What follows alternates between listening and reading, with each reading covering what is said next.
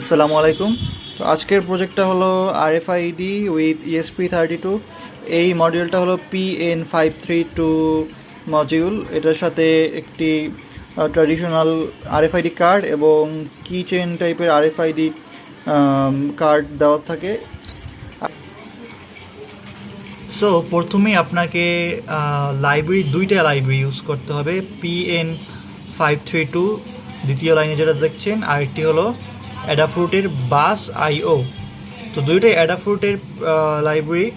এখানে মূলত দেখেন এই যে অ্যাডাফ্রুটের PN532 এবং বাস আইও।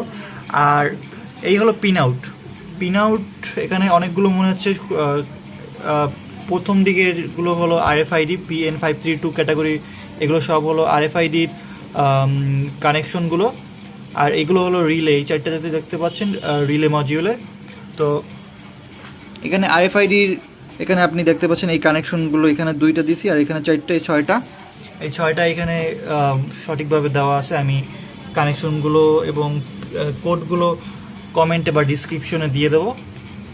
রিলে মডিউল মূলত দুইভাবে ইউজ করা যায়, একটা হলো গ্যালভানিক আইসোলেশন ইউজ করে, আর নন আইসোলেটেড। গ্যালভানিক আইসোলেশন ইউজ করেছি, এই জন্য আলাদা 5 ভোল্ট পাওয়ার সাপ্লাই আমি নিয়েছি। এখানে দেখতে পারবেন যে JDVCC।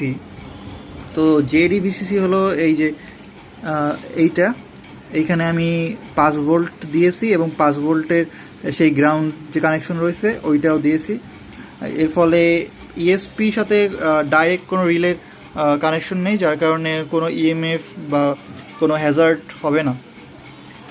আর কথা না বাড়িয়ে এটা আমি টেস্ট করে দেখাচ্ছি যে কিভাবে কাজ করে।